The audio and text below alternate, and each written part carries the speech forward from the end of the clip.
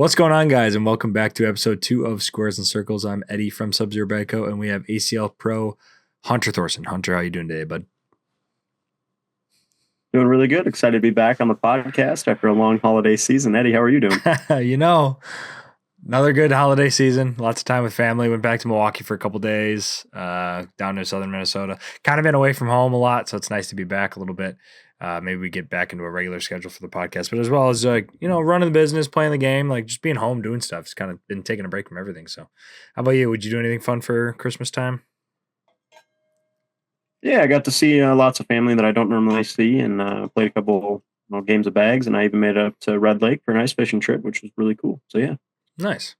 Well, coming up here in 2025, it is New Year's Eve today, so happy New Year's to everyone. But 2025, you got any goals, resolutions, maybe cornhole related stuff you're looking forward to trying to get accomplished for next year? Yeah, absolutely. So the Myrtle Beach Open is coming up this weekend. I'm really hoping that I can get a bracket win under my belt this year, whether that's a signature side or open side. I was able to accomplish one last year, so hoping I can definitely do that again. That was a super cool experience. But yeah. Nice. Yeah, I would love to be able to put a bag near the hole again. I used to be able to do that. Unable to currently. So that's my 2025 goal is average like a 3 PPR, I think would be my goal for the year. A little bit better than I did this year. 3 PPR, I love it. Yeah. No, if I could get back up, dude, I would love you to be at a 4.5. I mean, my first year I played, I averaged an 8.8. Second year I played, I averaged an 8.95.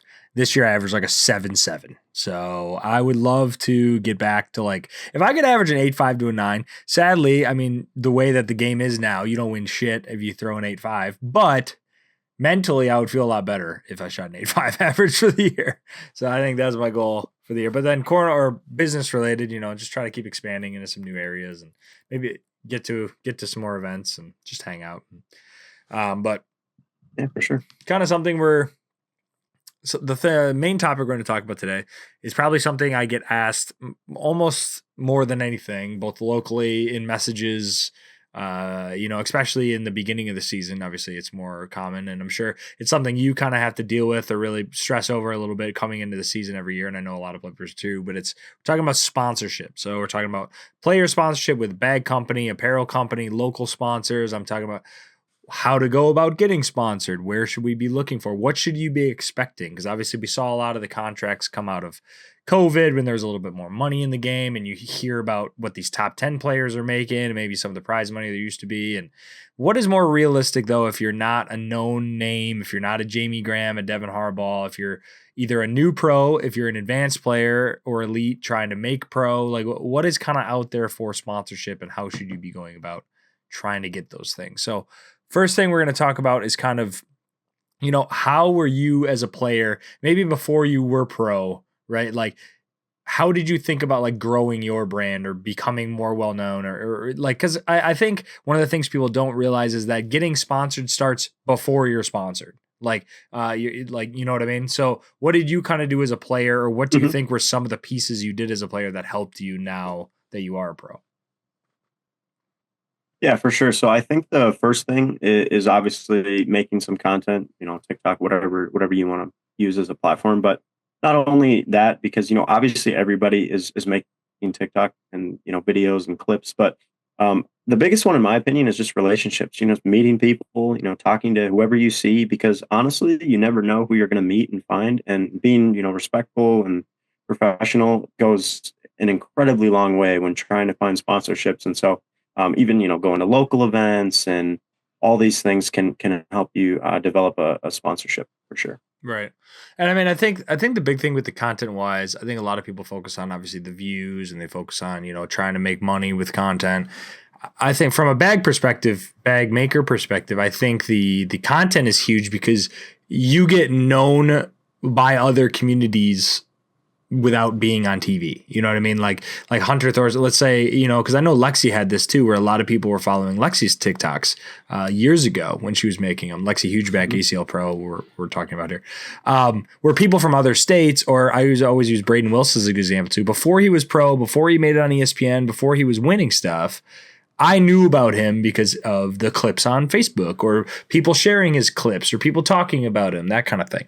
Where then when he made pro, So he put all that work in when he wasn't pro and wasn't getting paid or wasn't whatever. When he made pro, he now has that kind of as like a bargaining chip or as a sales pitch to be like, hey, to a brand, I already have this following. People already know who I am. People are going to listen to me, when I'm talking about things. So I think I tell people all the time, like I'm on Facebook every day, way too much, but because I run a business, I'm on there. If I've never heard of you, I've never seen you post a podium pic, I've never seen a live stream, I've never seen a clip, anything. I've never heard someone talking about you, sharing one of your clips, something. It's like, if I'm not seeing it, then like nobody's seeing it. Or maybe your local like family group is or something, but it's not on a scale where it's like, I have heard of you before. And from a brand, even if you aren't a pro, if I've heard of you or I've heard of other people talking about you or be like, oh, this kid's a dog, you should check him out, like that kind of thing. That's like step one in my brain of like putting you on the radar way before we even have a conversation or you reach out to me, So I have how many people reach out to me that it's like, if I've never heard of your name before, or I don't have anyone if I don't know anyone that's heard of you before, like I have no grapevine even to you, the chances that I'm going to be one, want to respond, but two, build some kind of relationship when you're not a pro or whatever, it's going to be very difficult, very slim. So I think a lot of that pre-work, the pre-content, making posts, podium pics, and also latching onto a brand, right? Where like, I know a big one. Yeah. And like for you as a pro, I mean, talk about like bags, obviously, because obviously comfortability, I think, is almost paramount in terms of bags. Yeah, no, I think this is a super big misconception. And that's when somebody, let's say they make pro or, they're getting into elite or whatever, and they get in and they're like, okay, I want to go wherever the most money is. And it's like, yes, that works. But the big thing is you got to look at, there's local tournaments you can win to make money. There's, even open performances where you can make money. And if you're comfortable with a bag, that is way more valuable than any monetary, you know what I mean, is just being comfortable on the boards, because I don't want to go play Devin Harbaugh if I'm throwing slide rights. I have zero confidence in beating him if I'm throwing slide rights, where if I'm throwing my Guardian X's, I feel pretty good. You know what I mean? And so just being comfortable is a huge one. Right. And there's and a lot of thing too. I mean, obviously a lot of the kids like BG. I know Brotherhood's getting a pretty big following. I have people that religiously throw Sub-Zero, right? I'm way more likely to, let's say someone makes pro throwing my bags, right? Like they make it through the gauntlet or something, or I've talked to them before, or they talked to me when they were an advanced player.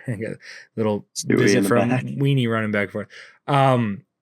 When I have all of that before they even make pro, I'm way more likely to, hear them out or talk to them, or I've heard of them before because it's like, oh, this dude's posting all the time that he's winning with my bags. He's tagging my company. I've seen his posts like 50 times, now all of a sudden he makes pro. It's like, oh, I've heard of him before, that kind of thing. So I think latching onto a brand versus just, you obviously have some people that, like you said, go to wherever the money is or go to anyone that's willing to sponsor them.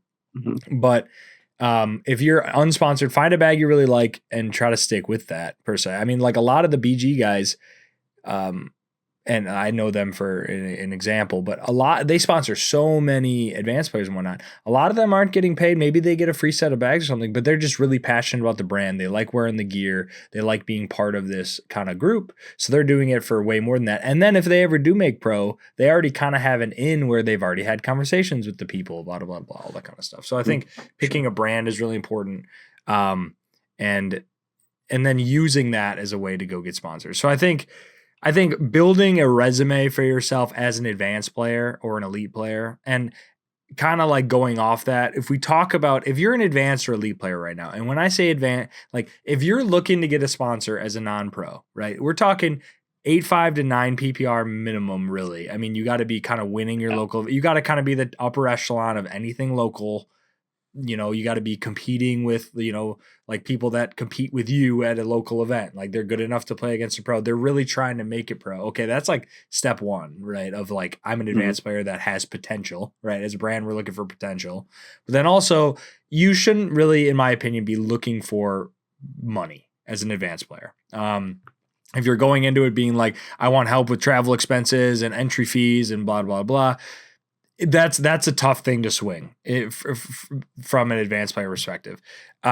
I think if you can use your leverage from content to really show how you're going to help increase that brand's presence in your local area. Like, hey, like I have a huge following. Whenever I go to events, I used to be with X brand. I sold this much. Like, I don't need any money. But like, if you give me some bags, and then like what I do is like, oh, if you give me a coupon code, maybe we could figure out how to get some free product and I could sell or whatever. Like, work with the brand to try to grow yourself. That you're going to have way better success with a brand, in my opinion, for coming from the brand side. If you come into the conversation explaining, hey, here's how I'm going to help grow your brand. I just want a little help here and there, and then actually following through on that. For sure. What, like, when you became your first year pro, what were your expectations, or how did you kind of go into the season? I know you have some local sponsors and bag sponsors. Like, what was the way you went about kind of putting together your sponsors? So the first thing was, with any sponsorship, is find a partner. When you get into pro, you got to find somebody that you're comfortable, that you're ready to go to battle with, and then work together on, hey, what bags do we want to throw? You've seen the co-branding thing with a couple of players like Ryan Trader and Alex Hicks, and in my opinion, that didn't really work. I know that they were winning brackets and whatnot. They're very talented players. That's going to happen, but getting a bag for both of you that's comfortable, and so that is the first step, and then local sponsors is a big one. Finding the local sponsors, because there's so many companies in your area probably where if you market yourself right, they will give you $1,000, $500, whatever it is to go on your jersey. And so finding those sponsors is a big way, and not putting that big load on, hey, I'm going to a bag sponsor and I'm going to ask this company, I want 15 grand minimum. You know what I mean? Because a company is very likely to just say, okay, I'm like, that's not happening. You know what I mean? And so also showing some sort of loyalty to, like, hey, I've used On Cloud shoes before. I'd really be interested in, sponsoring you guys, representing you guys, just because I have a passion for the brand. And so not only that, but yeah, just showing a loyalty. Also, family connections. I mean, it's like True. I know your dad has connections in the construction space and other space where it's like a lot of the time, $500, $1,000. If you know how to market and be like, hey, like I'm in a new market, I play backyard with all of these people, you're gonna be on my shirt. They can use it as a write-off. Like they have, and I think that's a big thing that people don't necessarily realize is there's money outside of cornhole, and everyone's going for the cornhole money. Like everyone wants the cornhole brands, cornhole apparel, like all that kind of stuff. Well, that's a very limited pool, right? It's like there's only so many companies, there's only so much money. But if you can get outside of cornhole and reach out to a construction company or local, pizza place, like whatever, anybody that may be looking for some kind of exposure, the kind of explaining is like, hey, I travel this much. Like I'll be tagging you in this in all of my posts. Like I'll have you tagged in my live streams. Like I'll like you'll be on my shirt. Like I made this many live streams last year on Facebook. So like this many eyes, that kind of thing.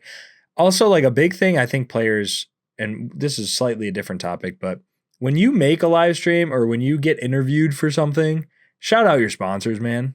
It's like such an easy thing to do with just being like, hey, appreciate a couple of my sponsors, this guy, this guy, this guy, go into whatever question they asked you, where it's like it's not a ton of extra work to do per se, but it's just that little extra piece that kind of you then can use. And I think when you look at sponsorship stuff, you really have to be thinking future. And what that means is everything you're doing now, you can use as a way to get sponsors later in terms of like, hey, last season, I'm like, if you keep track of, I was on the K9 live stream 10 times with this many views, like this many viewers or whatever, or, my TikToks are getting this many views, or my Facebook posts are getting this much traction, or, the last sponsor I was with said I brought in this much in sales, or give me 10 sets of bags and I'll show you how fast I can sell them for your brand and stuff like that, where it's like you're really trying to be like, hey, I did this before. I've proved this system can work. I can do it for you. Let's work together as a team. I think you're going to get a lot more responses from local bag companies.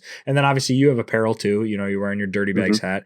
In the past, there was, Airwolf and Spark Apparel and Bust You Up Cornhole with Nico Morales and they have some other players too, but there's AAR apparel. There's a lot of apparel companies too. So that's another avenue that I know you've gone into for a way to like a little bit monetarily, but also get some swag and maybe some incentives. And so like when you were building your contracts and stuff, like how much go into salary, bag sales, incentives? Like how did you kind of look at like the best value or the way? Yeah. So I would say building a brand trust is super important, and just building a trust with your sponsor to where, hey, I'm going to sell this for you. And it's sort of a help me, because if I sell you this amount, you're way more likely to give me, hey, you need a free set of bags. Here you go. You need a free set of this. You're way more likely if you have that sort of trust. And so showing, obviously giving what your following is, and your rankings or whatever to any sort of sponsor, just showing them what you can give them, and then proving it is super big to build that trust, and then to build a better relationship, so that you can get more in the future, and all this stuff to set you up to become so where you can go to the tournament basically and just play for fun. Right. Yeah, and going into because I'm looking here, if we talk about obviously we call them new pros or middling tier pros, and there's obviously exceptions, like Jeremiah Ellis coming in was a new pro, but he had already been very proven and probably was worth more money. Blah blah blah. When you're looking at the new middle tier pros, I think one of the things that gets written, like let's talk about bag. I'll talk from a bag company for at first. I think one of the things that gets written off because I think it's just like, oh, well, yeah, you're signed by them. Of course you get free bags. Of course you get free swag. I think people don't take into account how much that is worth, right? Where it's like, all right, hey, they gave me 5, 6, 7 free sets of bags this year to throw for my pro season, 2 jerseys, 5 shirts, a hat, okay, yes, that is something that obviously we expect from like you would expect from your bag company. I want to get my bags for free and my jersey for free, but then I also want my salary and this, that. It's okay. Well, 7 sets of bags, that's probably around $700. You got 2 jerseys, that's $100. You got shirts, that's like $100. You got hats, you got this. Well, that's probably $800 to $1,000 in product that you're getting just for being a pro, and then your salary, and then your sales and stuff like that. So I think people also need to realize, like, when you're asking for your salary, also realize, like, well, how much are they providing you from a material perspective? Also, how responsive are they? I mean, like, if you're pro number 55 on a team, right? Like, how long is it taking you to get a set of bags? Can you even get a second set of bags if you want them? Like, can you get custom ones? Can you get like, player signature series? Are they, oh, I need a team set, like whatever, versus like, if you're one of a team, maybe a smaller company with a little less money, be their number one guy. It's like, oh, they have a new set of bags for me tomorrow, or like they have a shirt for me ready to go when I need it, or, like they're way more likely to help me out because we're kind of a small knit group. Those are all things that don't come across in the dollar signs that I think are, and this is also my sales pitch as a smaller company, because obviously, if people don't know, there's like tier 1 companies, tier 2 companies, tier 3 companies. The tier 1s are obviously going to have more money, more marketing budget, that kind of thing. But the tier 2 it's like we might not be as big, but there's some other stuff we can offer, that kind of thing. So from a player perspective, I think it's just looking at your expectations. One thing I try to tell new pros or middling tier pros, we're not talking the top 20 players, right, is try to look to structure your contract to have a piece of it be bag sale based, or maybe you get 10, 20 sets of bags that you can sell. You get to keep the money from it, but it's a less of a load on the bag company. You can look at incentives. If you make a run in a pro, if you win a pro bracket, if you make a broadcast, maybe not a live stream, but if you're making an ESPN something, is there a bonus tied to that?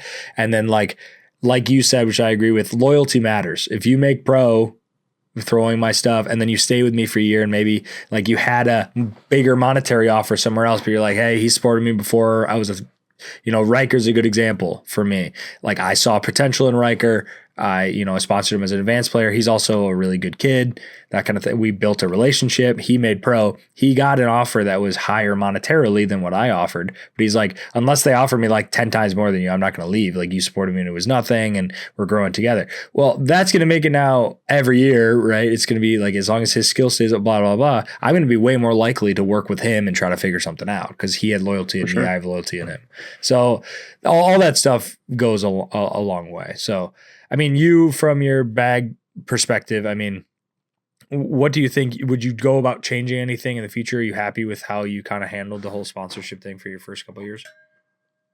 You know, I am happy with it. But obviously, if I could go back tomorrow, I would do a lot of things differently, and not necessarily, pick this company, whatever, Right. but just respecting what I want from a company, and respecting my worth, and also showing, a little bit higher a level of professionalism to certain companies, and just building a better relationship with my bag sponsor, or just any sponsor, to build that brand trust. And because that's, I'll say it time and time again, that's crucial into sponsors. And even just, I think the biggest thing with sponsors is it's a help me help you situation. Bag sponsors are way more willing to to help you if you help them. And Right. so selling for them at the drop of a pin, they're going to do something when you need a new set of bags, a shirt, hat, whatever you need. Right.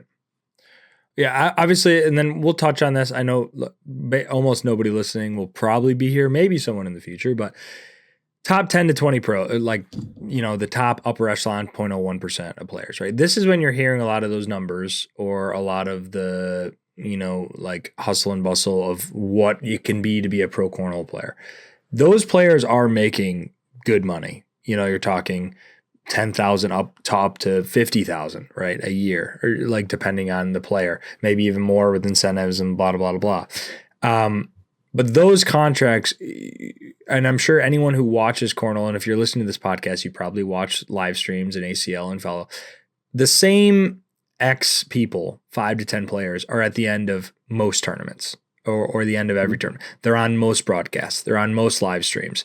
They have the most followers on Facebook where they can't even be friends with people anymore. They go live for stuff. They are getting the ACL commercials, the ACL brand deals. They're getting, there's a lot of things. Like once you get into that echelon of like, hey, I'm a namesake player in this thing, they have opportunities that other players don't get, which come with more money because they can show more stuff for other brands.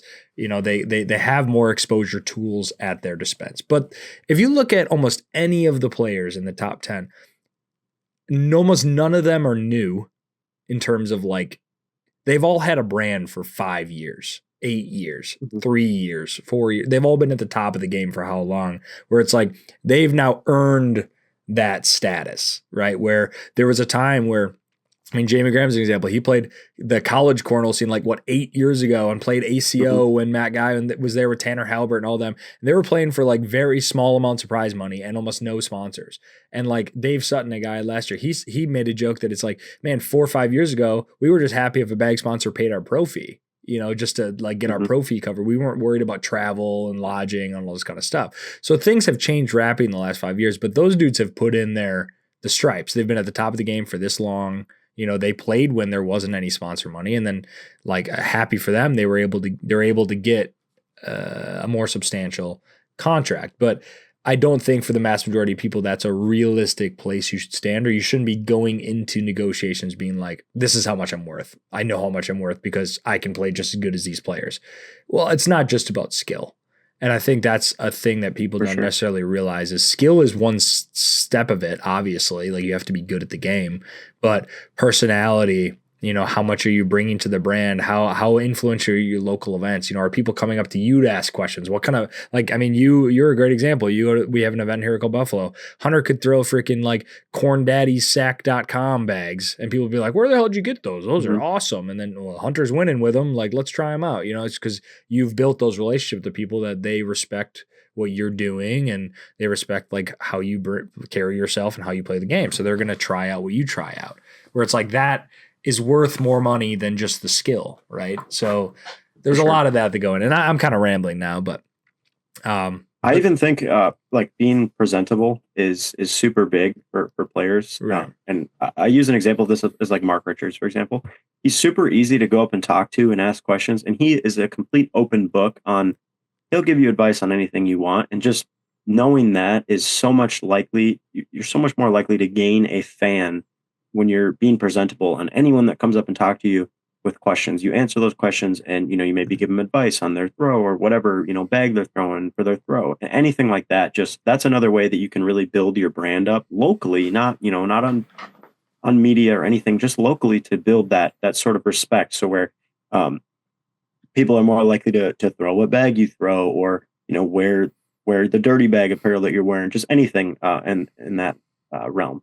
Right.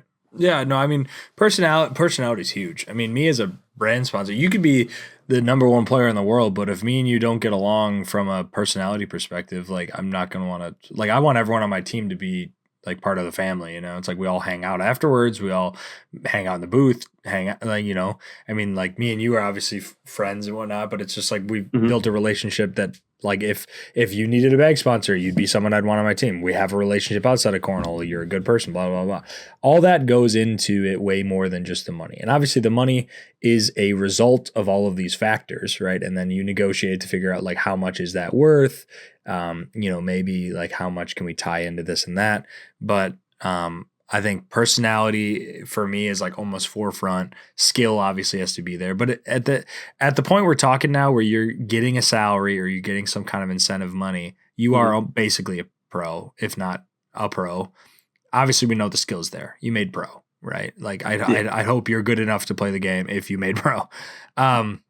After that, though, I mean, there's a lot of personality. There's skill. There's how well do you support a brand, right? Like, I mean, how much are you posting? How much are you places? How much are like, if you have a coupon code on my website, how much is that being used? Like, it's just like, oh wow, he must be talking about stuff behind the scenes that I don't know about, because it's just like people are coming to my site and just referencing his name like all the time. Or when I'm running a booth, things people don't realize too, when people come up and be like, hey, I saw this guy throwing him in the blind draw, you let me try him and now I buy it. It's like, that's in the back of my head. Like that's not written down anywhere. That's not on, there's no coupon code usage, there's nothing, but I know, oh, hey, he's out there playing blind draws, talking to people about stuff.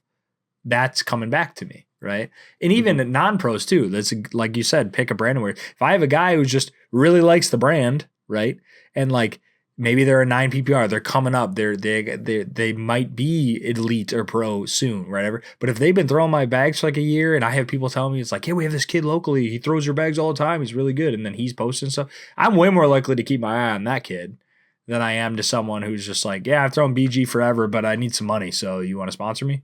It's like, all right, well, our vibes are a little bit different here now.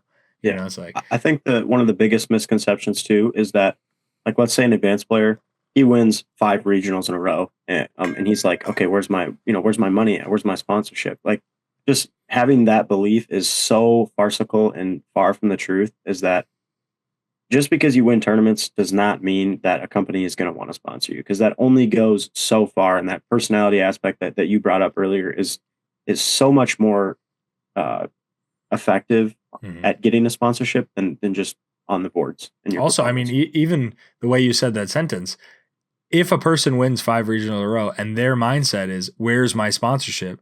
Well, that's probably why you don't have one, because your mindset is, where's my sponsorship? Aren't people seeing me? Why aren't I getting free stuff? And it's like, that mentality is the reason why you don't have a sponsorship. It's just like, because you're not coming at it with a like, hey, I'm grinding a lot, I'd love to support your brand, I've been throwing your bags, here's 5 regionals in a row that I won throwing your bags. Like, they're super solid. I don't need any money or anything, but is there any way I could get like a team set of bags, or, a coupon code on your site, or some ways or way I could do a sales incentive, or maybe be a rep for you? I know you've talked about that, like path from rep to sponsored player, of like, hey, is there a way that I could just rep your brand or whatever? I'm like a 9.5 PPR or whatever lately, and I would love to rep your brand. Coming at it from that angle, you build the relationship. Now you can have a conversation of, hey, is there a way I can maybe get some bags to sell to help cover travel expenses? It's like, it doesn't just all happen immediately, right? Like you're saying, it's not just like, hey, one day I woke up, I won a tournament, now I get free shit.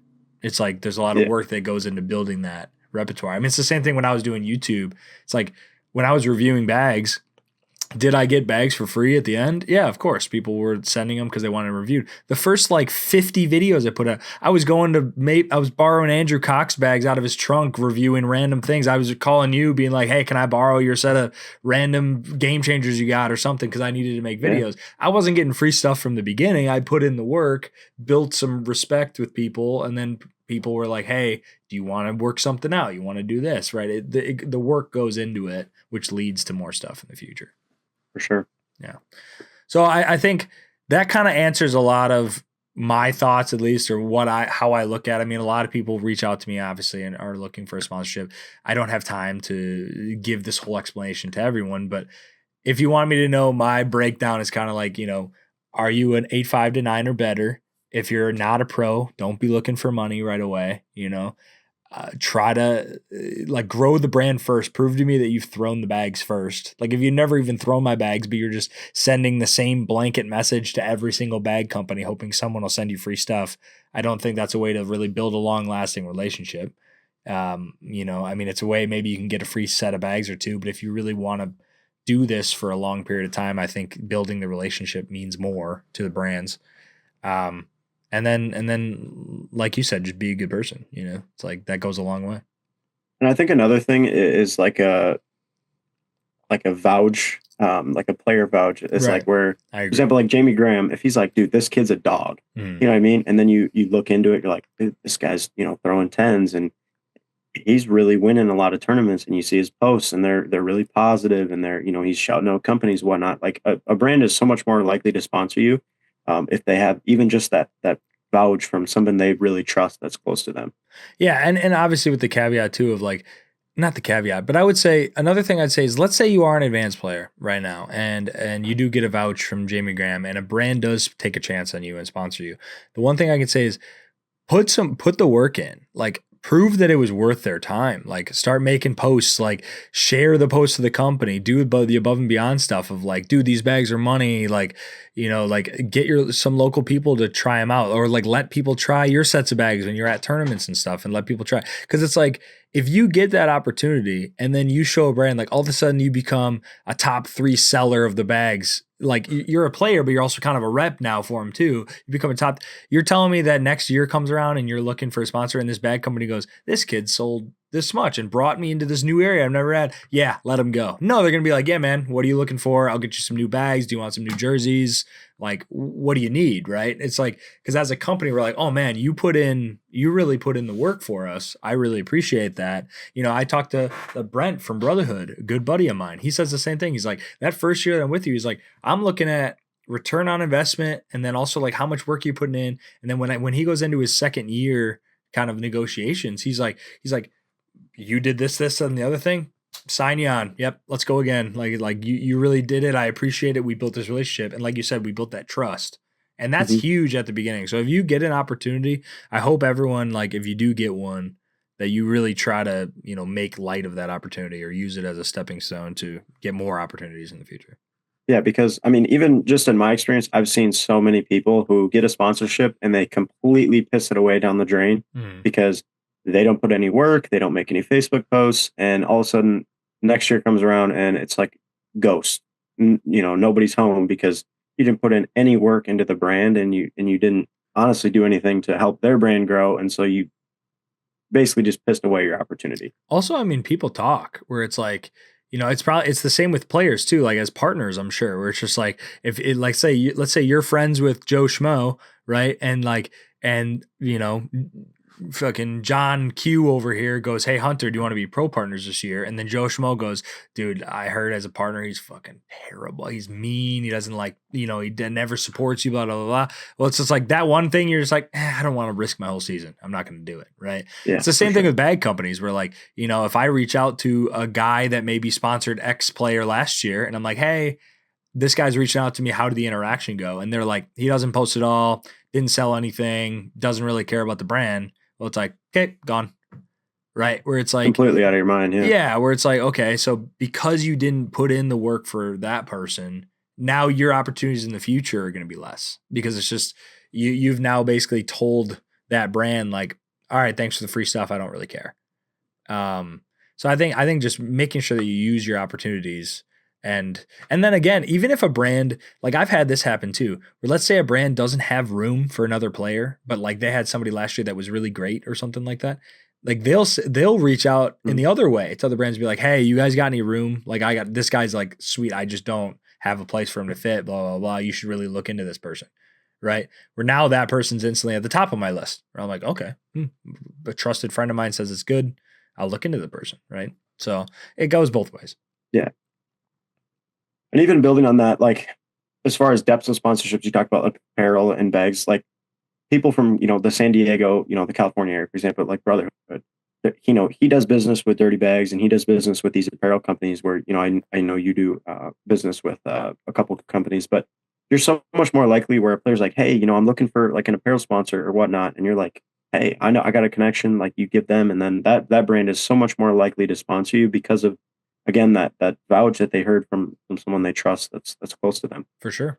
No, yeah. I mean, everything goes a long way, but hopefully this sheds a little light on a lot of the questions about, like, one, why aren't I getting responses when I send out requests to get sponsored. Well, if you're if you're a 7.5 PPR and you're just really looking to travel this year, I'd say, dude, just do it for fun. Try to grind away or whatever, but maybe keep your expectations a little lower. And if you're a 9 PPR player and you still can't get sponsors, maybe look at maybe some reasons why. Are you making content? Are you, big in your local scene? Are you, doing a lot of the extracurriculars before you get sponsored to get sponsored? And then newer pros or even middling tier pros, try to work in those, helping grow the brand basically as a way to increase your value to a company, because the money's getting thinner and thinner as time goes on now. The sales aren't as high as they used to be. So try to kind of like work together with a brand or build a loyalty with a brand, like you were saying, as a way to grow. But I'd be curious to hear if you guys have any other questions or, interpretations of this in the comments below. If you guys have any other things you want to understand from a brand perspective or a player perspective, how to go about getting sponsors or what they should be looking for, or how to do it, I think that'd be interesting. But Hunter, you got any other things you want to mention? I don't know. Be on the lookout. Episodes coming through. We're gonna get some guests on here, so let us know down below who you guys maybe want to see. Well, a little spoiler. Never hurt anybody. Yeah, but appreciate you guys stopping by for another episode of Squares and Circles. Like Hunter said, we will be having some guests in the future, but also let us know down below if there's any topics that you want to see. If you still made it, 30 minutes in this podcast and you're still listening, if there's any other topics that you guys are curious about from a pro perspective or a company perspective, please let us know. But until next time, I appreciate you guys stopping by. Hunter, hope you have a great rest of your day. But you as well, my man. Yeah, we'll catch all you guys in the next one. Thanks, guys.